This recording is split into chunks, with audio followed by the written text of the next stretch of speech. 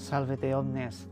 Nos faltaba hablar todavía de las cocinas en las casas romanas. Hemos ido haciendo todo un recorrido a lo largo de todas las partes de una domus, y un lugar pues que a veces pasa inadvertido, pero que sin duda es un lugar muy importante, es pues uno de los pulmones de cualquier casa, es la culina.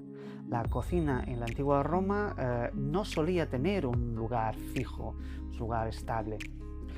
Generalmente eran espacios relacionados con las letrinas y con los baños. Eran lugares para rentabilizar precisamente el agua que entraba en la casa y también el calor que se generaba en este espacio. En Pompeya a menudo están relacionados con atrios secundarios o con la parte final la parte de atrás, más bien dicho, de lo que serían los peristilos. Tradicionalmente se habla de que las cocinas serían una de las habitaciones más alrededor del atrio, salas bastante pequeñas, insalubres, a menudo sin chimenea. Las chimeneas más bien las está descubriendo la arqueología más que las fuentes. No son las cocinas unos elementos, unos sitios relacionados con los comedores, sino que más bien no suele haber ningún tipo de comunicación, con tal de aislar los ruidos y los malos olores que las mismas fuentes dicen que generan las cocinas. De manera que el uso de hornillos y similares para mantener la comida caliente y alejar los vapores de la cocina de lo que eran los comedores con sus invitados, quizás, ya era toda una idea. Columela es el autor que nos habla de techos altos en las cocinas para evitar los posibles incendios y accidentes que llevasen enseguida las llamas a los techos. Sin embargo, tenemos que pensar que techos altos más bien estaríamos solo hablando de casas lujosas.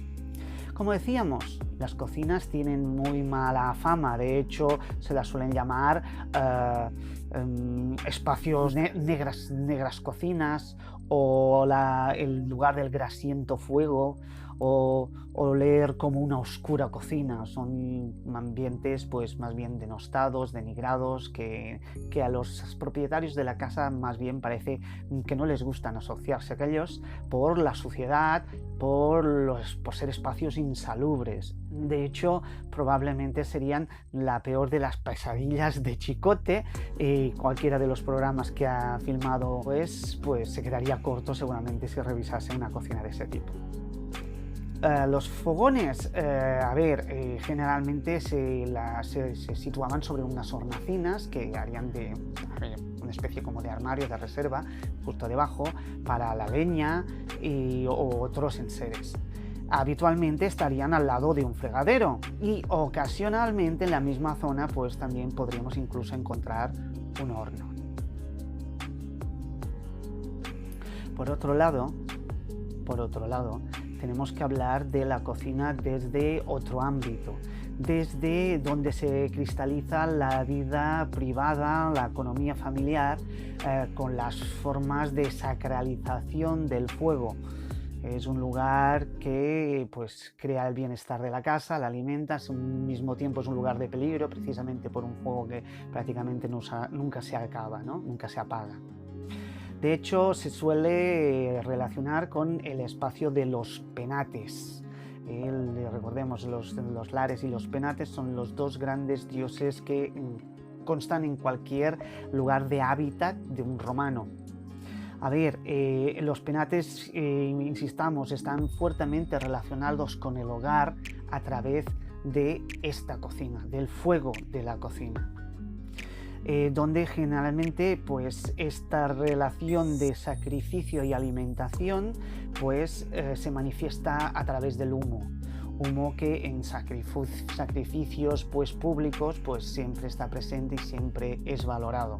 Entonces, en las cocinas solemos encontrarnos pequeños altares a los dioses penates, y Valerio Máximo, por ejemplo, nos cuenta una historia en la que un padre, pues absolutamente desesperado por una enfermedad infecciosa que está aquejando a sus dos hijos pequeños, pues en un momento se dirige a la cocina a buscar agua caliente para cuidarlos y cae de rodillas delante de del pequeño altar a los penates para pedir a los dioses que esa peste se la transmitan a él y le perdonen la vida a sus dos pequeños. Es un ejemplo de este larario más doméstico, más íntimo dentro de la familia, situado en el lugar de la cocina. Cocina, que no olvidemos, es un espacio servil. Es un espacio donde los propietarios de la casa pues prácticamente no harán nada, no pasarán nunca por ahí, a excepción de controlar algún comportamiento o asegurarse de que el banquete vaya hacia donde a ellos les interesa. De hecho, podríamos decir que sería la oficina del servicio, donde se organizarían y se repartirían las tareas que tendría que hacer el servicio, más allá de las órdenes que en primera instancia ha dado el domus de la casa a los esclavos más importantes. Por último, cuando hablamos de una cocina romana, tenemos que hablar de la despensa, la sela penaria. Estamos hablando de estos penates que alimentan la casa, la cocina. Pues era un espacio siempre muy pequeñito, contaba pues prácticamente con lo mismo que para garantizarte algo de comer durante muy pocos días. Y también tendríamos que hablar de el Celarius, el esclavo encargado de las llaves y del control de estas despensas para que los esclavos no hiciesen de las suyas. Y como no, si estamos hablando de la alimentación básica, pues hablaríamos de las apotecas o de la sela vinaria, que sería el lugar donde se guardarían también los vinos. Bueno, hasta aquí vamos a llegar hoy, esperemos que os haya gustado.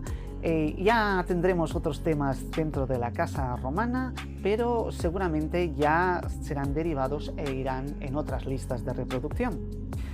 De todas maneras, yo me he disfrutado mucho de vuestra compañía, espero que vosotros también. Por favor, suscribiros. Soy Abel Marco, el educador de museos, y aquí os espero en próximas semanas.